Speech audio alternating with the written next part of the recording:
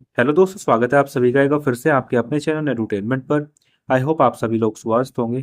दोस्तों, डीएसएसपी ने अभी फिलहाल आई थिंक 8 जुलाई को एक कैलेंडर जो है जारी करा था, जिसमें लाइब्रेरी अटेंडेंट की आप लोगों के एग्जाम डेट जारी कर दी गई थी।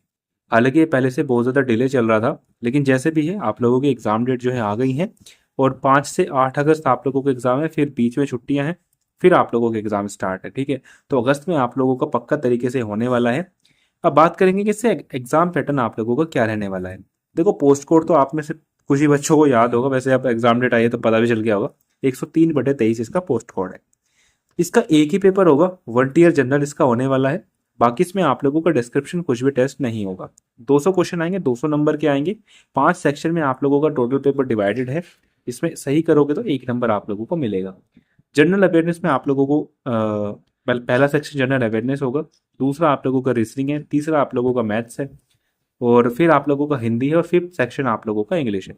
टोटल सेक्शन की बात करें 200 होंगे। 40-40 नंबर का सेपरेटली होगा। बात करेंगे दोस्तों सब्जेक्ट वाइज आप लोगों को क्या चीज़ें अभी मेरे हिसाब से करनी चाहिए। देखो, मेरा ना एक मतलब चीज़ होती है कि सुनो सबकी करो अपनी। ठीक है, तो मैं आप लोगों को फोर्स नहीं कर रहा हूँ कि जिस तरीके से मैं आप लोगों को गाइड करूंगा आप लोगों को उसी तरीके से करना है। नहीं नहीं, ऐसा कुछ नहीं करना है। अपनी कैपेबिलिटी को देखो, अपनी स्ट्रेंथ को देखो, अपनी वीकनेस को देखो, देन उसके बाद चीज़ें करो।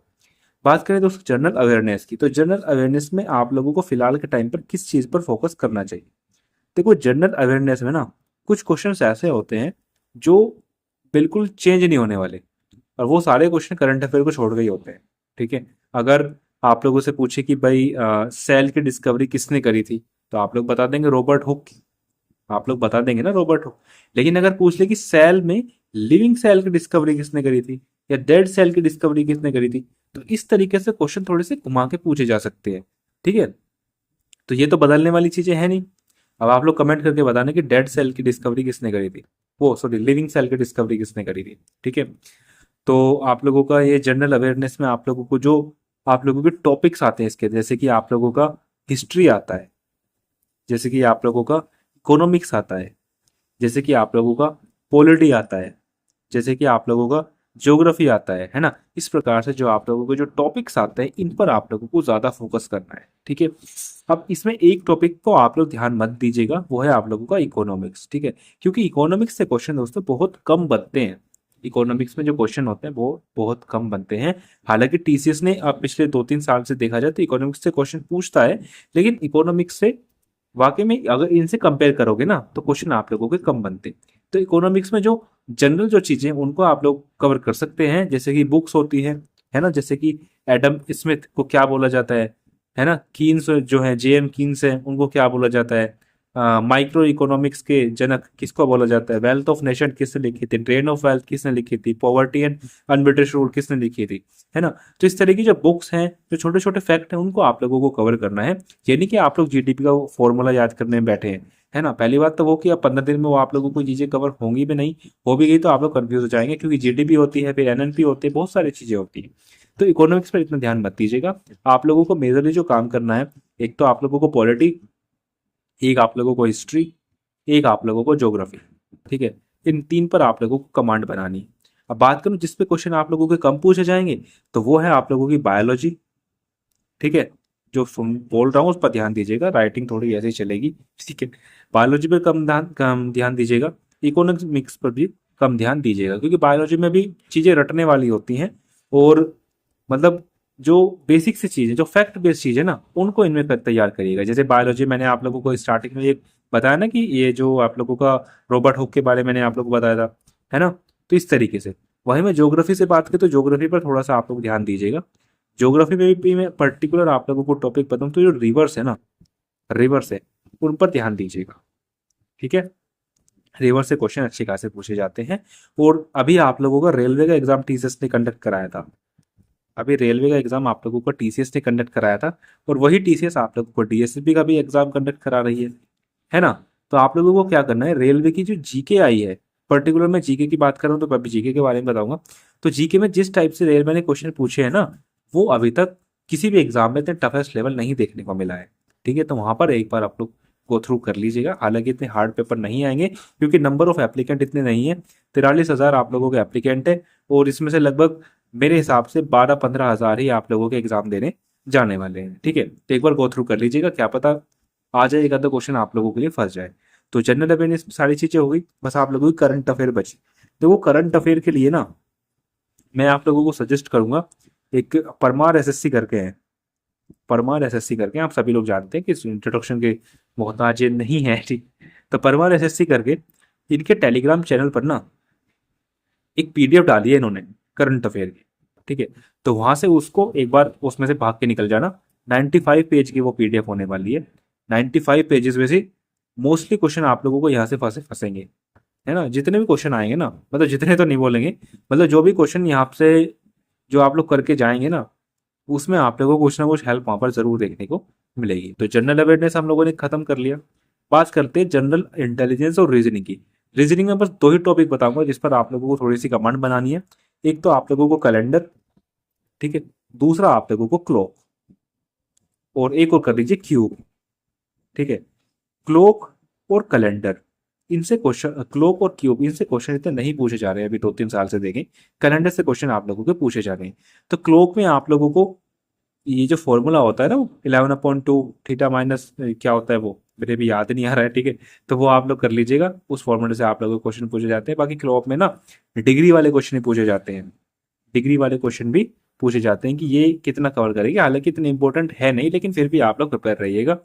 वहीं मैं क्यूब की बात करें तो क्यूब में आप लोगों से पूछा जा सकता है वो जो कलर्ड वाले होते हैं कि एक फेस पे कितने भी कलर होंगे, एटलीस्ट 2 फेजेस पे कवर होंगे, है ना। तो वो सारी चीजें, वो तो 3-4 फॉर्मूले हैं, वो आप लोग प्लीज कवर कर लीजिएगा। बाकी कैलेंडर को तो आप लोगों को टॉप प्रायोरिटी पर रखना ही है। कैलेंडर के बाद आप लोग क्यूब को रखिएगा, क्यूब के बाद आप लोग क्लोक को रखिएगा। क्लोक से बहुत कम क्वेश्चन पूछे जा सकते हैं, हो सकते हैं क्यूब से आप लोगों से पूछे, लेकिन क्लोक से चांसेस कम है। लेकिन आप लोगों को प्रिपेयर रहना है, क्योंकि अभी आप लोगों के पास समय है। रीजनिंग खत्म हो गई। बात करते हैं अर्थमेटिक एंड न्यूमेरिकल एबिलिटी। देखो इसमें तो इतना कुछ बताने के लिए है भी नहीं, क्योंकि देखो मैथ तो ऐसी ऐसी चीज है, मैथ्स कि जितना आप लोग रिवीजन करेंगे, जितना आप लोग प्रैक्टिस करेंगे, उतना ही आप लोग निखरेंगे। ठीक है, लेकिन फिर भी मैं आप लोगों को कुछ इंपॉर्टेंट टॉपिक बताऊं जो डीएसएसपी के मतलब फेवरेट रहे हैं। तो बात करें तो टाइम एंड डिस्टेंस और time and work, time and distance और टाइम एंड वर्क, इससे आप लोगों के क्वेश्चन पूछे जा सकते हैं। और pipe and system, pipe and system में आप घुमा फिरा के क्वेश्चन पूछा है, यानी कि अगर उससे कुछ अच्छा क्वेश्चन पूछना होगा ना, तो वो ज्यादातर पाइप एंड सिस्टम में से पूछेगा, क्योंकि टाइम एंड डिस्टेंस और स्पीड वाला जो ये जो क्वेश्चन है ना, ये आप लोग आसानी से कर लेते हैं। और एक मैं आप लोगों को बताऊं तो टाइम एंड स्पीड के अंदर एक फॉर्मूला आता है S1/S2 √T2/T1। उस फॉर्मूले से क्वेश्चन आप लोग प्लीज करके जाइएगा, क्योंकि इस पर्टिकुलर क्वेश्चन में ना आप लोग बिना इस फॉर्मूले के क्वेश्चन को नहीं कर पाएंगे। बाकी में आप लोग थोड़ा गैस करके थोड़ा सा बेसिक नॉलेज से कर लेंगे, लेकिन इस टाइप के अगर कोई क्वेश्चन आएंगे ना, तो वो आप लोगों को बहुत ज्यादा टाइम टेकिंग होगा। ठीक है, ये सारी चीजें आप लोगों को क्लियर हो गई। बाकी परसेंटेज हो गया, रेशियो एंड प्रोपोर्शन होगा, सीआई एसआई होगा, बथेरे आप लोगों के टॉपिक हैं, तो ये सारे आप लोगों को प्रैक्टिस से ही आएंगे। ठीक है, लेकिन ज्यादातर जो आप लोगों के जो क्वेश्चन पूछे जाते हैं, हालांकि टीसीएस की मैं आप लोगों को पर्टिकुलर बताऊं तो आप लोगों के एक तो परसेंटेज एंड, ठीक है, परसेंटेज और सीआई और एसआई से कंबाइंड क्वेश्चन बनेगा। सीआई और एसआई से कंबाइंड क्वेश्चन बनेगा। मैंने कहने का मतलब है कि आप लोगों को डिफरेंस दे दिया जाएगा, आप लोगों से प्रिंसिपल पूछ लिया जाएगा, लेकिन जहां भी सीआई का सवाल आएगा ना, उसके अंदर से एसआई जरूर देखने को मिलेगा। ठीक है, ये इसमें बेस्ट क्वेश्चन बनता है। और बाकी मैंने आप लोगों को टाइम एंड डिस्टेंस बता ही दिया, फिर मैंने आप लोगों को पाइप एंड सिस्टम बताया। ठीक है, तो जो अर्थमेटिक है उस पर ज्यादा आप लोगों को फोकस करना है। मैथ्स की बातें भी हो गई। बात करते हैं आप लोगों की हिंदी लैंग्वेज। देखो हिंदी लैंग्वेज की मैं बात करूं, हिंदी और इंग्लिश। ठीक है, इंग्लिश में यदि मैं बात करूं तो इंग्लिश में आप लोगों को थोड़ी सी वोकैब पर ज्यादा ध्यान देना है, क्योंकि अब आजकल देखा जा रहा है कि वोकैब पर एग्जामिनर ज्यादा फोकस करता है।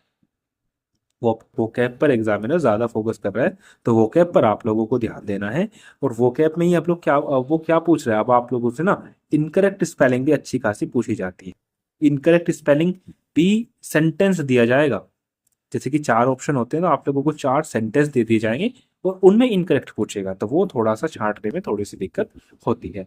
बाकी ग्रामर तो आप लोगों ने कर ही रखी होगी, तो उसमें इतना सोचने वाली बातें हैं नहीं। वहीं मैं हिंदी की बात करूं तो हिंदी की मैं आप लोगों को बताऊं तो इंग्लिश वाला, देखो एक जनरल परसेप्शन है कि इंग्लिश वाला जो है हिंदी सीख लेता है, लेकिन हिंदी वाले को इंग्लिश सीखने में थोड़ा समय लगता है। देखो ऐसा इसलिए क्योंकि इंग्लिश में ना थोड़े से रूल चलते हैं, रूल थोड़े से कॉम्प्लेक्स बनते जाते हैं और एक्सेप्शन ज्यादा होते हैं। उसी वजह से ये मतलब इस तरह का जनरल परसेप्शन बन गया है, लेकिन ऐसा मतलब है नहीं, है ना, ऐसा मतलब है नहीं। यदि आप लोग प्रैक्टिस अच्छे से करेंगे तो आप लोग इजीली कर पाएंगे। हिंदी के अंदर आप लोगों को अलंकार हो गया, पर्यायवाची हो गया, ठीक है, विलोम शब्द हो गया, है ना, इन सभी चीजों पर ध्यान देना है। साथ ही संधि विच्छेद एक बार ध्यान से देख लीजिएगा, क्योंकि संधि विच्छेद ऐसे होते हैं कि आप लोगों को देखने में तो अच्छा लगेगा वो ऑप्शन, लेकिन एक्चुअली में वो चीजें गलत बैठ जाती हैं। तो संधि विच्छेद पर आप लोग प्लीज ज्यादा ध्यान दीजिएगा, क्योंकि वो चीजें आप लोगों को कंफ्यूज करेंगी, और कंफ्यूज एग्जाम में होने से बेहतर है कि आप लोग घर ही थोड़ा सा कंफ्यूज हो लें, ठीक है। तो यही था दोस्तों इस वीडियो में। आई होप मैंने आप लोगों को सारी चीजें डिटेल में सारी चीजें बता दी हैं।